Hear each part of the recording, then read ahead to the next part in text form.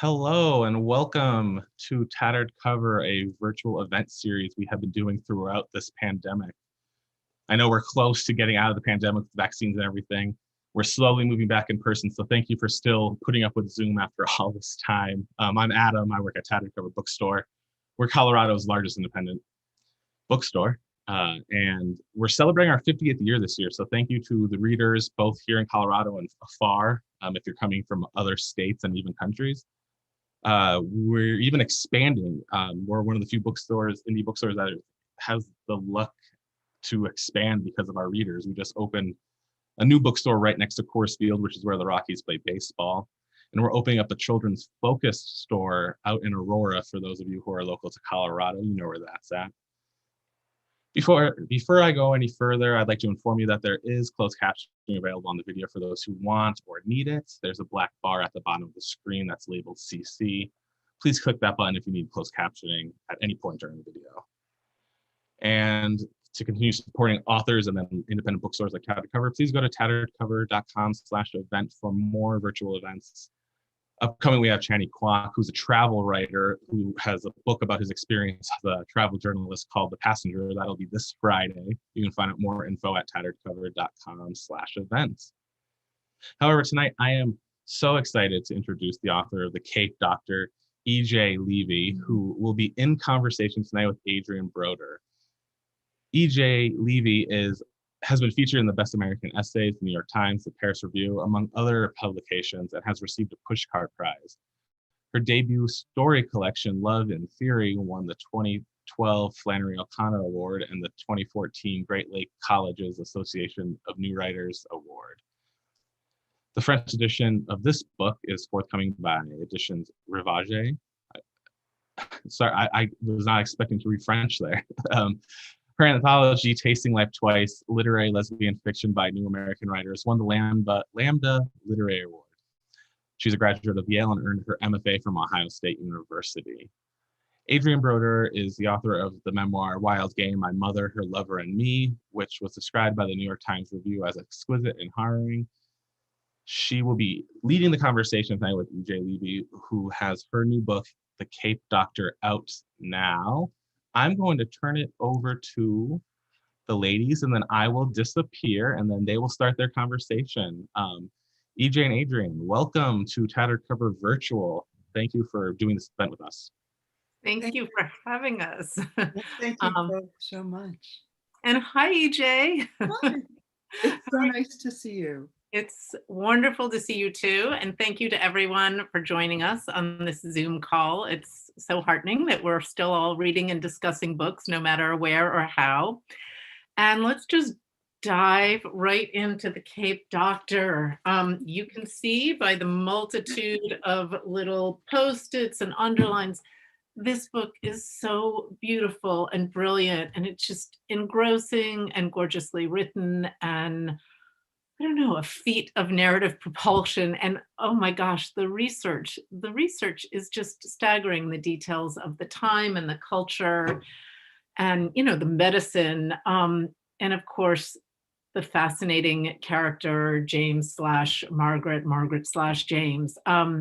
Just a really expansive, incredible person to write about. So I'm honestly just in awe. And the other thing that, I found so magical about it, which I think is true of all really wonderful historical fiction, is how we look back and see ourselves, and how so many of the themes of this book are just so relevant today. I mean, that was just shocking to me.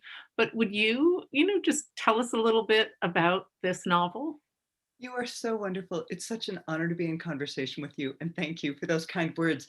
If I could, apropos of how historical fiction lets us see the present in a new light, I just came across, will you forgive me if I quote a Colorado-based critic whom I love, who writes for the New York Times, Megan O'Grady, says of historical fiction that it arises out of the belief that it is possible to tell stories about a vanishing past that bear on the immediate present, forged at the place where the archives end and the author's imagination begins.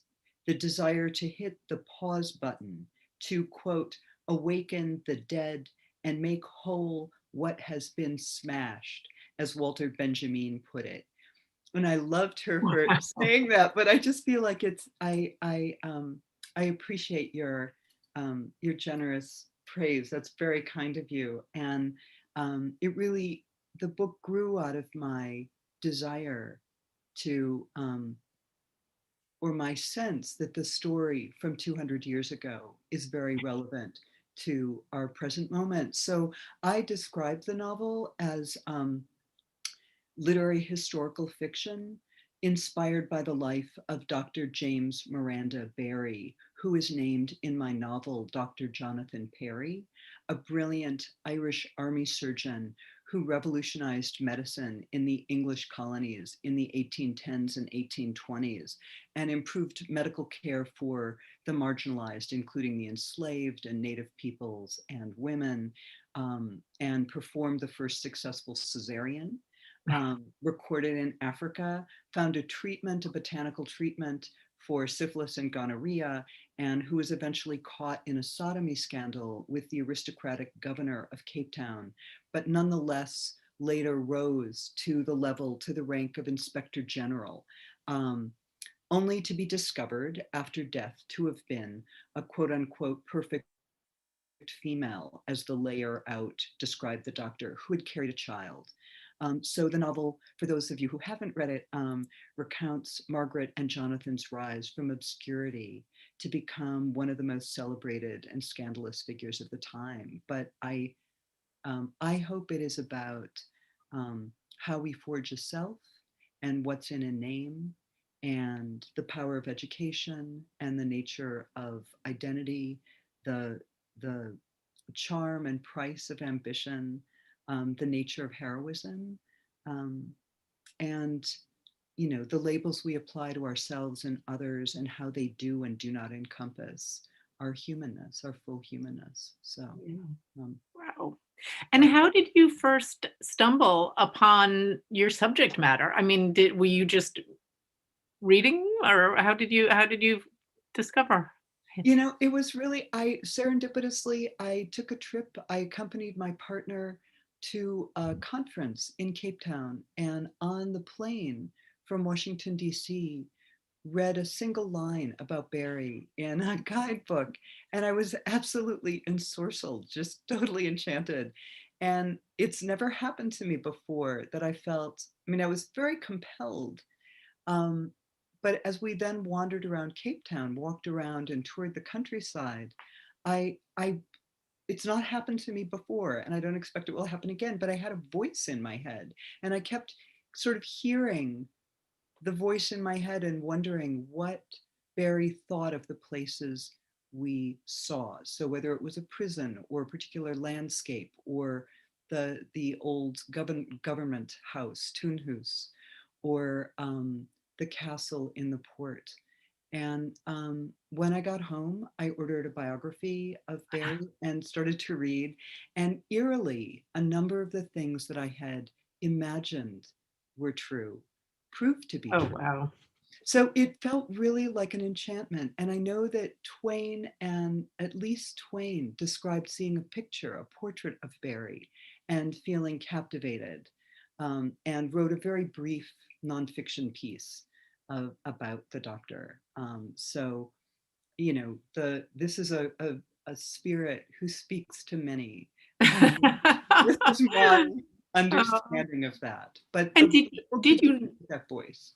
And did you know while you were hearing his voice that this was going to become a book? I mean, when did you realize that? Or did you just have a new talking friend? Yeah, I had a great new imaginary friend. It was about a year after we returned to the States that I began writing. I was in was at the time in a writing group with friends here in Colorado. I had just taken my job here in Colorado,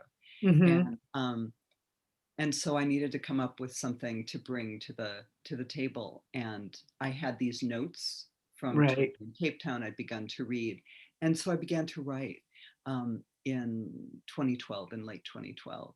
And it was very easy. It felt like just listening. But the deeper I got into the book, of course, I realized how little I knew Yeah, about I that get so topic. jealous when writers talk about just listening and the words coming out. Just so I'm glad to know there was some heavy lifting because I cannot imagine with the level of detail and research. I mean, it had to be quite an extraordinary amount of work you did. But were you thinking initially? Because I know you also have a collection of short stories. Were you initially envisioning it as a short story, or did you understand that this was going to require a bigger canvas? That's lovely. Yeah, I did see it as a novel from the start. It Mhm. just took me a while to get up the nerve to start composing. But I was reading about Barry and then reading about Barry's circle, that part of what's remarkable about this figure is that born Margaret Ann Bulkley in in Cork, Ireland, roughly in 1795. There's debate about the exact date, of pretty modest origins. She was mentored, found her way into a circle of some of the greatest thinkers and revolutionaries and progressives of the time. And so these were people who believed in women's education when there wasn't, when that was a subject of great debate. So Margaret Bulkley didn't meet Mary Wollstonecraft, but knew people who knew her well, Oh, and would have met Jeremy Bentham, was mentored by a great Venezuelan revolutionary, Francisco de Miranda, mhm. and Simon Bolivar. So it's remarkable to me, the serendipity of that life. Um, Yeah. Yeah, that I mean, absolutely, and that comes across so much in your novel. Would you read us a little bit from it? You're so nice. I would be delighted. I will read the beginning, and this is the first time I've read from this. I should say that I had the huge pleasure of hearing the audiobook, which is recorded by a wonderful British actress, Mary Jane Wells, who has, when I heard her read it, it was eerie because it was exactly the voice that has been in my head. So That's I don't, so interesting. it was great. I don't read it nearly as well as she does, but I'm delighted to read it. Thank you. From chapter 1, Fortunate Son. She died so I might live, Margaret. I owe her my life. Not a day goes by when I don't think of it, of her, as not a day goes by when I don't think of him. She died so I might live. But isn't that the lot of women? To sacrifice, as our Lord was said to have done. Few speak of Mary's sacrifice, of course. That, we are to assume, was unexceptional. To martyr oneself for others is the expected lot of mothers and daughters. It's rarer in sons, except in war. So naturally, given the choice, I chose to be a son. Given the choice, who wouldn't? There are so many things we do not know until it is too late, among them that it is never too late. The American ambassador Franklin said it best, quote, I want to live so I might see how it turns out, unquote. We do. I can see that from where I am now, wherever that is in this almost afterlife of imagination or fact. Who can say for sure which it is? I can see that my life will be a scandal and an inspiration. Charles Dickens will write of me, and Twain, even Havelock Ellis. I will be a riddle that generations will try to answer, a riddle I am trying to answer now. When I was a boy, I was told that when I began a story, to begin at the beginning and continue to the end. So I shall. The question, of course, is where it all began. Where does any story start? Where did mine? The ending, alas, is always all too clear. But to understand my beginning, you must understand her end, Margaret's. Can I read one more passage? Please. Okay. Although it has been a very long time since I saw her, more than a lifetime or several, I recall her vividly, though now she's more like an echo, an idea I once had, a dream. Yet for years, when I looked in the mirror, I saw her looking back with my blue eyes.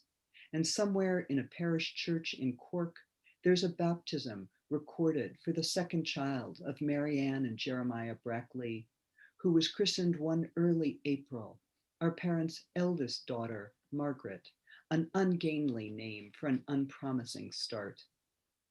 No one who had ever seen Margaret Brackley in her infancy would have supposed her born to be a heroine, or so Jane Austen might have written of her had she been informed of Margaret's entrance into the world in 1795 or so.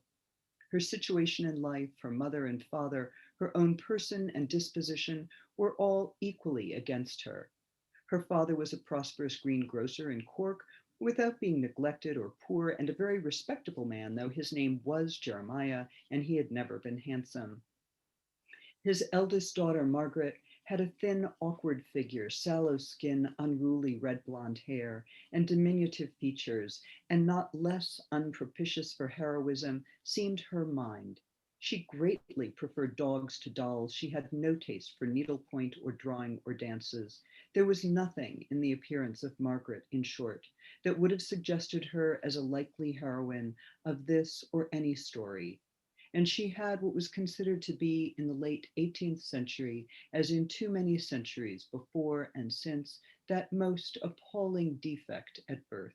She was born a girl. Thanks.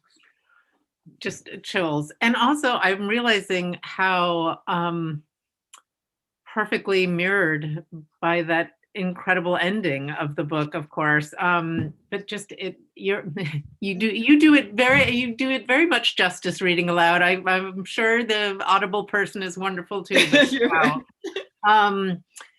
So I this might be sort of just a very self-interested question, but I feel like I have written memoir and I am working on a novel that is a contemporary novel. But it seems to me, as I read this book, I thought so much about the challenges of writing a historical novel. While it's wonderful that you have some sort of facts to pin things along, I mean, it has to be how do you figure out where to draw the line of your imagination and the facts? And when are you able to really stretch from them? And I imagine so much of this you actually didn't know. You had to do the research and trust the voice in your head. But how does that all work? It's a great question. I stupidly thought, or naively thought, that writing a historical novel would be easy because you have the template, Oh my God. and all you have to do is imagine into the gaps. Yeah. But of course it's not. And I realized that once I followed the voice in my head in a bit, I realized how all of my coordinates are so much those of a 20th century, 21st century person. And so much of what seem the architecture, the intellectual architecture of my life was unknown to Barry, right? Whether it's germ theory or psychoanalysis or Right. retrieval or so that was the heavy lifting, was going back and reading about music, listening to music, reading about places, what streets were paved with or not, how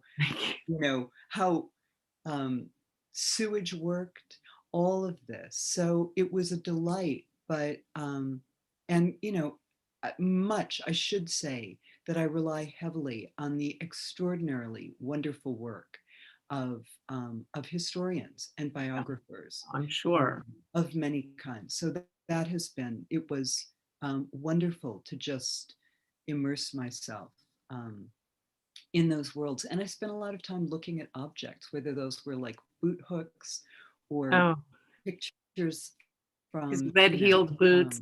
from the or sketches from the 19th century. Yeah, well, I was so taken with his clothing and attire, Dr. Perry. So wait, one of the questions I just had escaped me. Oh, I'm curious so in addition to sort of all that kind of research, there's also just the language, which feels so, of that time. So I'm imagining you also read a lot of novels set in this period, and were there big influences that you can talk about? Thank you. Yeah, I did, in fact. I was reading less novels from the period Hmm. than treatises, the work of Wollstonecraft, of course, going back to Austen. Um, Dickens is much later, but I was reading Dickens. But Wollstonecraft was really a touchstone, uh, Hmm. uh, and political theory of the time. Um, so, and then there were letters. There aren't many letters that James Barrie wrote, Right. and or that Margaret Bulkley wrote. There are a few. She wrote some poems, um, but so I was also trying to um, seed that voice.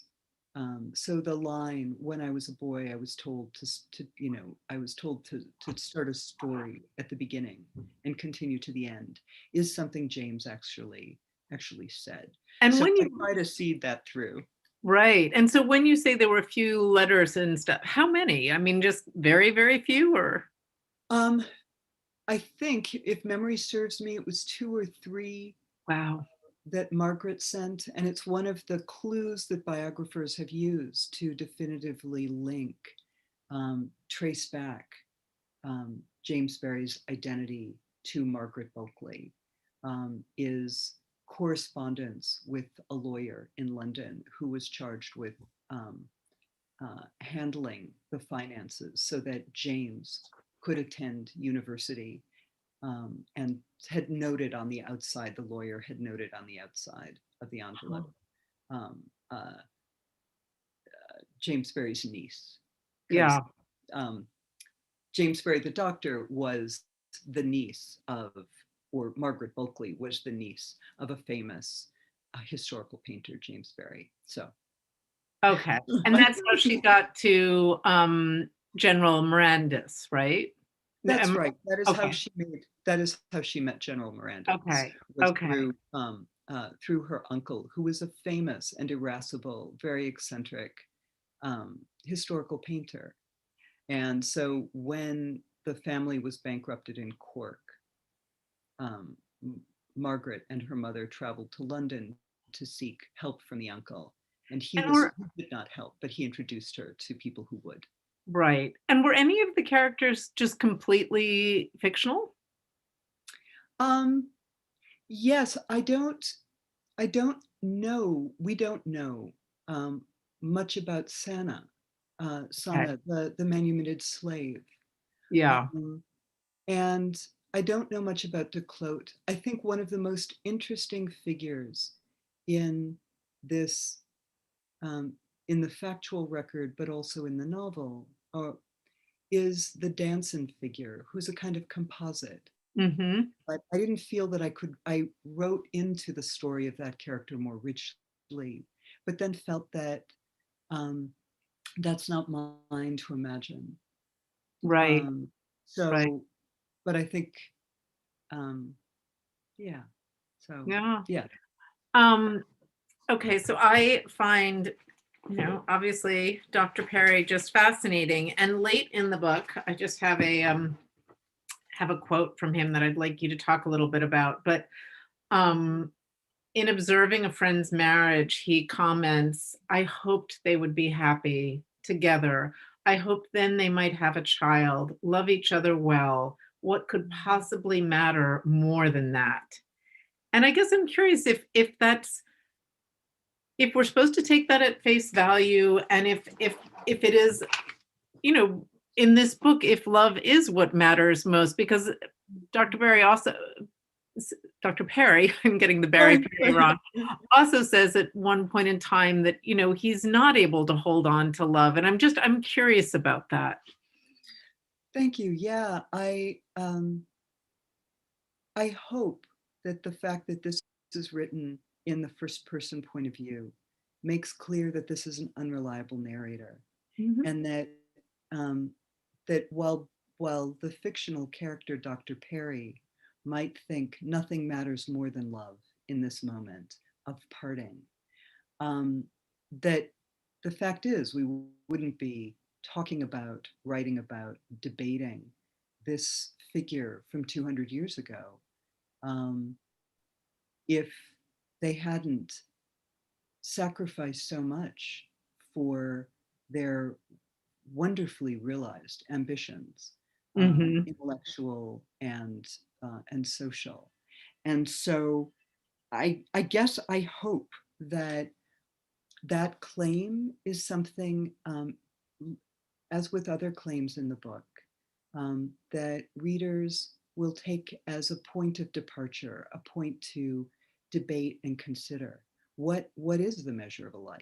Is it Right. renown? Is it rank? Is it fame that lasts, honor that lasts, love, family? To be known by one other person. What Well, is and that's such a beautiful theme of the book, of how, everyone wants to be seen. And but with regard to love, I mean, I think it is always, I don't know if this is the right way to put it, but I think it would be the thing that we all say is the most important thing, and yet we don't always act that out. And in this book, arguably, their name is important, their reputation, just what they had to give up to become the person they became. It's you can understand a willingness not to give that up for love too. I mean, it's so complicated. Yes, yes. I Yeah. think it's part of the appeal of this, the perennial appeal of Dr. Barry as a subject, and I hope of the book, is how many mirrors, to circle back to where we started, how many mirrors this holds up to our time, Yeah. in terms of questions of gender and transiting gender, sex, and the constraints that sex it can impose or be imposed. Yeah, and the constraints society imposes This is it. on, yeah. Exactly. Ambition versus love, um, Yeah. but also questions of medical equity, um, suffrage, voting rights, human rights, um, all of that. That it's an extraordinary mirror, I think and hope, for our time. Um, Yeah. I would really love to be talking about your memoir, though, which is, I mean, I'm just, mine is a faux memoir, but yours is a brilliant, real memoir. And I Well, think it's always tricky to write from fact, yeah. because there's always another version of the story. Somebody else would tell it a different way. It's so true. And that also, when you were talking about, or when you were reading, I think it was about where you begin, it's such a critical, I mean, the launching place is everything, because you start at one spot and it's a whole different story than if you start absolutely anywhere else. So today, this is a little bit off topic, but not much. Today, when I was sort of, in my pre-panic thinking, I don't know enough about her, and, trying to read every essay and short story and all the rest, but I landed on an essay that I only skimmed, but I want to go back to so much. And now, of course, I can't remember where I saw it, but it was on sort of, you know, age vanity, but not about, age itself, but about being late to the game as a writer, or feeling late to the game, which of course, I am past 50. And so I have that same feeling. And I'm curious how long you've known you wanted to be a writer, and did you have a whole, I don't know this about you, did you have a whole other career before this, or has it just you've been a late bloomer in the whole thing, or what is it? Talk a little bit about it, because that piece was so charming and Oh, thank you. wonderful, and I just was nodding the whole time. Thank you. That's so kind. I grew up in a family that really felt that you didn't get to make art unless you were called by God or the New Yorker. If you didn't get the call, that literally then Wow, I've had you, neither of those. no, you're at the center of it. You've got the call. But that it was that you were to be a doctor, lawyer, candlestick maker. You were to do good in the world. I see. And so it took me a long time to come out and Yeah. acknowledge my uh, my kind of true desires, Yeah. both um, both emotionally and sexually, but also in terms of my own ambitions. Yeah. And so there was a time after I came out when I cut my hair short and was wearing the New York writer's uniform of a suit coat and jeans and, you know, a little t-shirt. And I was for many years taken for a man. Oh, And wow. it was a really interesting experience of kind of what a sort of male privilege that was marked in the different response that I got from straight men and women, from, you know, queer men and women, including people attributing to me, thinking my opinions mattered, that I was no longer told that I was talking too much, and me, a bizarre number of people would say, you know, we expect great things of you. All you have to do is prepare yourself for greatness, you know. And I thought, this never happens. I would say no one has said that ever. Right, Prepare right. yourself for greatness. Nobody says this now. No, now I am, yeah, you know.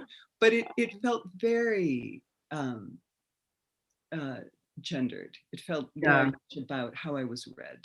And Yeah. so that, and taking the name EJ in order to pitch articles, to your question, what did I do before this? I was an environmental activist. I was a queer activist. I ran Right. an LGBTQ newspaper, very obscure. And then I did a lot of freelance writing, some freelance writing and editing. I Worked see. for a film magazine in New York.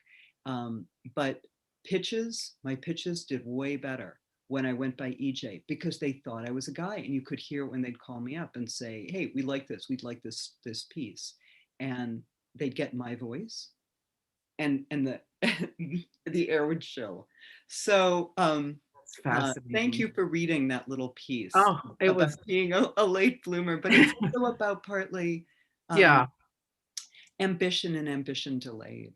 You know. Yeah. And feeling okay about ambition, which is also so much a part of the book. Well, look, my little secret alarm that I was trying not to make too loud went off, so I think we need to possibly open it up to some author Q&A and maybe invite Adam back on, although I'm happy to chat endlessly. And I just want to say thank you. It is such an honor to get to speak with you. And I hope I will have a chance to speak with you about your novel and about your brilliant memoir. I love Thank you that so about that. much. So thank you. Thank you both so much. That was so lovely. We've been doing a lot of virtual Zooms, and just hearing both of you talk and how passionate you are about writing and each other's work is so terrific. We do have quite a few audience questions, and a lot of compliments. Those two passages were beautiful. Someone, Sandra, she's listening to the audiobook and says it's lovely. So a lot of compliments out there, and I don't feel like that translates on virtual calls. So I want to make sure you hear that.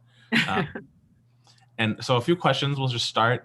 This one is from, no name, but their YouTube name is Killer Stuff and Tons, which I like. Can you talk about the research? You talked a little bit about this, but can you talk about the research and how you more tapped into the vivid atmosphere of the book instead of just like the historical facts? That's a great question. I'm not sure that I feel like that is what the writing was. I mean, there were moments when, thanks to my lovely university and thanks to archives that offer travel funds, I was able to visit a number of archives. And in one of them, the wonderful Mutter Medical Library in Philadelphia, um, I got to examine a 1754 volume that's an obstetrical atlas of remarkably vivid drawings of that. When I opened it up, I don't know that Margaret Bulkley saw this or Margaret Brackley in the novel, in the General's Library, but it's likely that that the doctor would have later.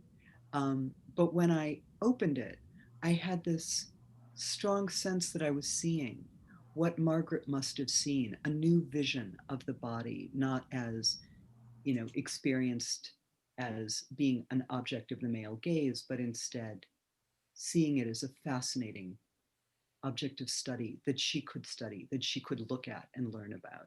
So there was that kind of moment of feeling like I was stepping through a door into the character's eyes.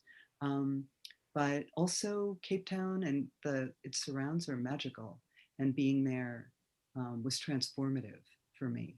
So partly that is in the atmosphere, I hope, is from being there. And I think there is some, I mean, it really is, the word magic is the right word for it, but I think there's something that happened, and I'm not someone who's written historical fiction, but, in my fiction, not everything is known to me. So, it might be someone's career or something, and you do so much work around it and so much research. And then you're also in your own head, whether you're walking or at your desk or whatever. And it does all start to kind of fire the synopses and work together so that you then exist in that world in a way that you can convey on the page. That's It is, yeah. it's hard to describe. Yeah, it feels a little bit like talking about how you dream. And I feel like, Yeah. well, I dreamed That's that. really But of true. course, there was all the heavy lifting to inform the dream, to make it link to Yeah. something concrete. And another question from the audience from Marcia was, what surprised you during writing the book? In other words, you had many of the facts and you were trying to hang chapters into the narrative, but did anything pop up that had agency of its own? Oh, often in that things that I had imagined when I was reading about Barry and Barry's circle proved to be true in a way that was eerie. So there was that. Um, and that happened over and over again. But I'm not sure that this is quite to the question, but there were many things that surprised me in reading others' wonderful research about Dr. Barry, including that the doctor had been a vegetarian who kept a pet goat, um, loved red boot heels, had three poodles, all named successively, each named Psyche, which seemed a poignant kind of moment of stability or effort to claim stability in an unstable life. Um, and in the most recent biography of Dr. Barry, that's wonderfully well researched, called Dr. James Barry, A Woman Ahead of Her Time, Dupries and Dronfeld, the writers, uncovered the fact that there had been a trunk in which, that had been Dr. Barry's, in which the doctor had papered the inside with images of women's fashions. And the biographers took this as a sign that the doctor longed to return to, was longing for um, this past identity. I don't necessarily read it that way. I'm not sure that that's the only interpretation of it, but I found it poignant, and it was very surprising to me. But I'd already finished the book by then, so it doesn't inform mine. And then Eileen wants to know, well, first she starts with the compliment. Your prose is so gorgeous, which we all heard how beautiful it was while you were read. Can you describe your process? Is it a struggle for you? Does it just flow? Does having a fascinating story help the prose? Having a fascinating story helps the prose, you know? And that's very nice. I could see when I was going through it, trying to look for passages to read, that there are places I do a lot of editing and pruning now. But it was written quickly. The book was quickly written, and then I needed to do a lot of deepening of place and medical specifics and correcting of details as I learned more about that time and place. And I tried at one point to do a significant revision to make it more kind of postmodern, which failed utterly.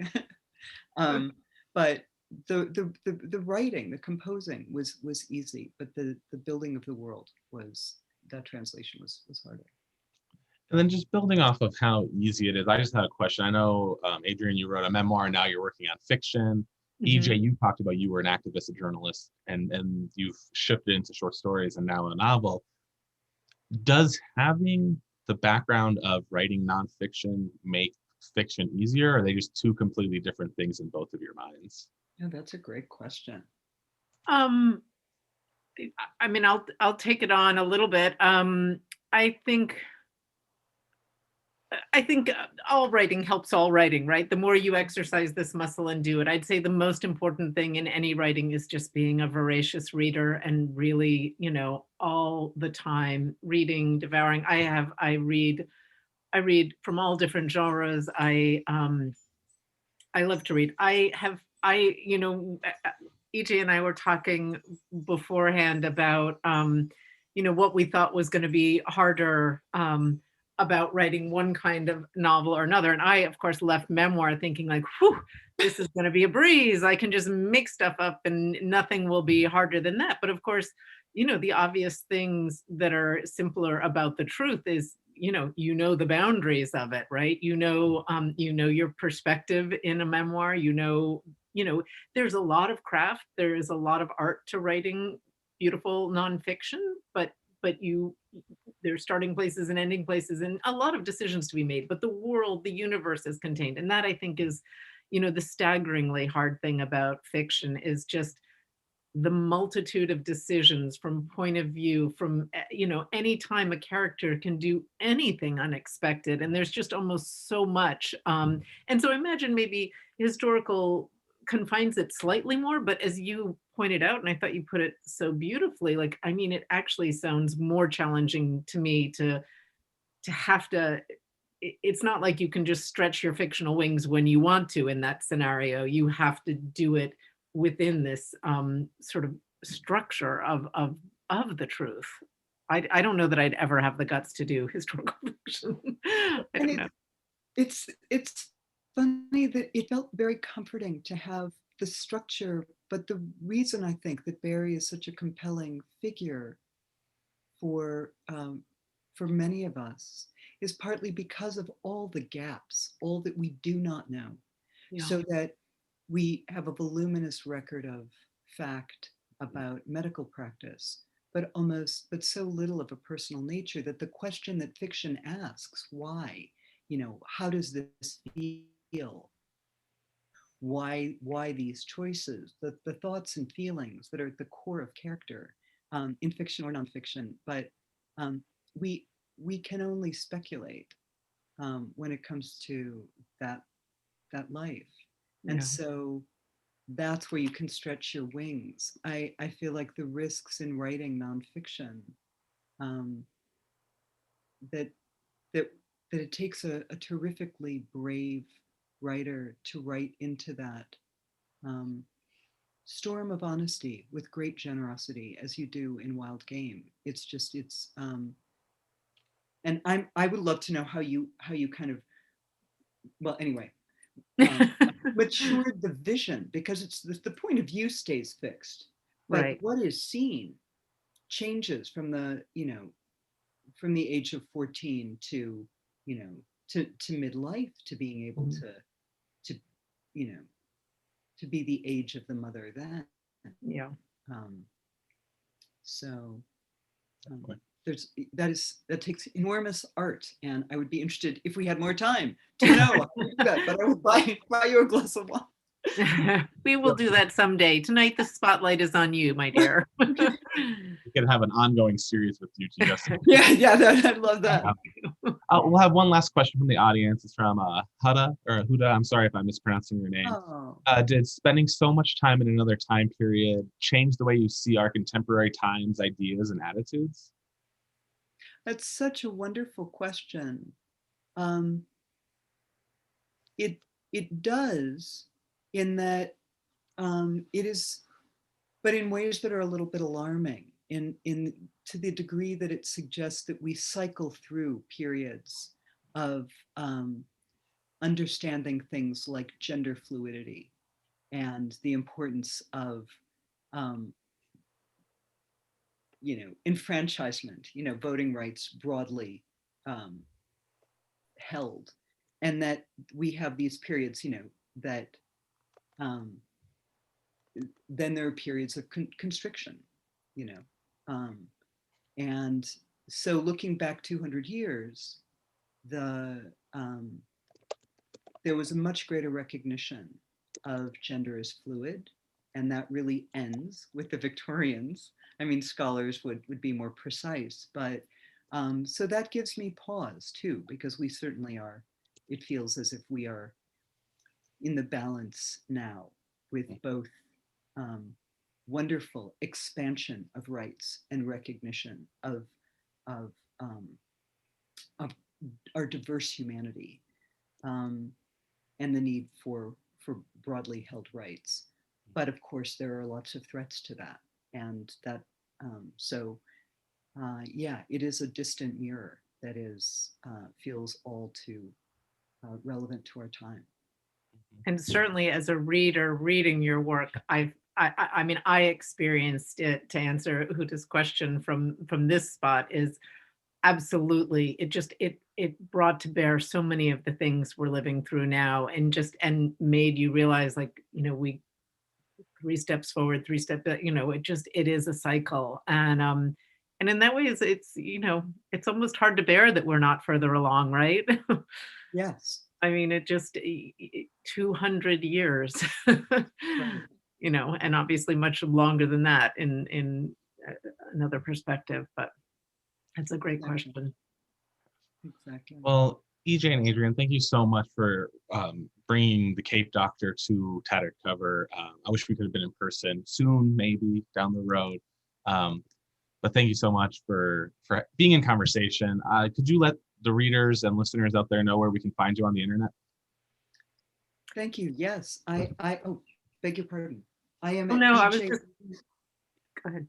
I am at ejlevy.com and EJ Levy on Twitter. So. And I am just Adrienne Brodeur everywhere, website, Twitter, Instagram, etc. And I would just like to tell the audience one last thing, which is buy this book immediately, make noise about it. In this world where we're not going out to events, it's really important to rate books on the various Goodreads and so on. These algorithms will help this book be visible, and it's such an important book, a beautiful book for people to read, and it just scream about it, everyone. Yeah, I can't echo that more, and not just saying buy a Tattered Cover, but just knowing what authors have been through over the pandemic. Book cancellations, book shifting, sales low, even if you get them wherever you get them. Take photos of the books, share them with your friends. It sounds silly, but it's huge. A lot. Yes. And I will put a link in the chat, everyone, before you all head off. You can buy it directly from Tattered Cover. And thank you, everyone, for being on the stream. There will be a link sent to you in the next few days so you can replay it and share it wide, and then let everyone know how amazing EJ Levy is. Thank you so much. It is really such a pleasure to have had this conversation, and such an honor to be in conversation with you, Adrienne. Thank you. Thank you, Adam. Love being here. So much. And thanks, Adam. Have a great night, everyone. Awesome. So we are not live anymore. Thank you so much.